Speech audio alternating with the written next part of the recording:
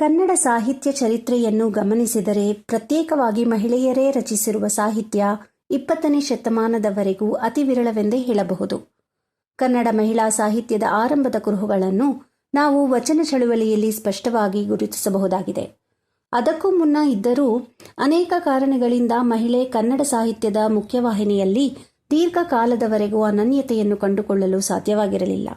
ಆದರೆ 20ನೇ ಶತಮಾನದ ನಂತರ ಅನೇಕ ಮಹಿಳೆಯ ಲೇಖಕಿಯರು ತಮ್ಮ ಸೃಜನಶೀಲತೆಯನ್ನು ಗುರುತಿಸಿಕೊಂಡು ಕನ್ನಡ ಸಾಹಿತ್ಯ ವಲಯದಲ್ಲಿ ಪ್ರತ್ಯೇಕವಾಗಿ ಛಾಪು ಮೂಡಿಸುತ್ತಾ ಕನ್ನಡ ಸಾಹಿತ್ಯದ ಗರಿಮೆಯನ್ನು ಹೆಚ್ಚಿಸುವಲ್ಲಿ ಶ್ರಮಿಸಿದ್ದಾರೆ. ಈ ವರ್ಷದ ಕನ್ನಡ ಪುಸ್ತಕ ಪರಿಚಯ 6ನೇ ಮಾಲಿಕೆಯಲ್ಲಿ ಕನ್ನಡ ಸಾಹಿತ್ಯದ ಕೆಲವು ಮಹಿಳಾ ತಾರೆಯರ ಕಾದಂಬರಿಗಳ ಪರಿಚಯವನ್ನು ಮಾಡಲಿದ್ದೇವೆ. ಮೊದಲನೆಯ ಅಂದರೆ ಜನವರಿ ತಿಂಗಳಿನಲ್ಲಿ ಲೇಖಕಿ ಭಾರತಿ ಬಿ.ವಿ. ಇವರ ಕೆಲವು ಕಾದಂಬರಿಗಳ ಪರಿಚಯ ಮಾಡಲಿದ್ದೇವೆ. ಚಾಮರಾಜನಗರ ಜಿಲ್ಲೆಯ ಕೊಳ್ಳೇಗಾಲದಲ್ಲಿ ಜನಿಸಿದ್ದ ಭಾರತಿ ಬಿ.ವಿ. ಅವರು ಬಿ.ಕಾಂ ಪದವೀಧರೆ. ಇವರಿಗೆ ಕವಿತೆ ರಚನೆ, ಅನುವಾದ, ಪ್ರವಾಸ ಹವ್ಯಾಸಗಳಾಗಿವೆ.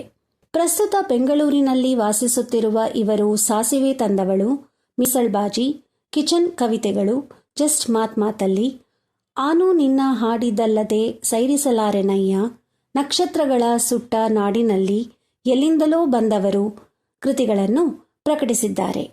ಇವರ ಸಾಸಿವೆ ತಂದವಳು ಕೃತಿಗೆ ಶಿವಮೊಗ್ಗ ಕರ್ನಾಟಕ ಸಂಘದ ಎಂ.ಕೆ. ಇಂದಿರಾ ಪ್ರಶಸ್ತಿ ಹಾಗೂ ಮಿಸಳ್ಬಾಜಿ ಕೃತಿಗೆ ಕರ್ನಾಟಕ ಸಾಹಿತ್ಯ ಅಕಾಡೆಮಿ ಪುಸ್ತಕ ಬಹುಮಾನ ಕೂಡ ಬಂದಿವೆ.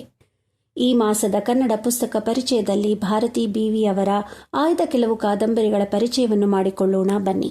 ಧನ್ಯವಾದಗಳು.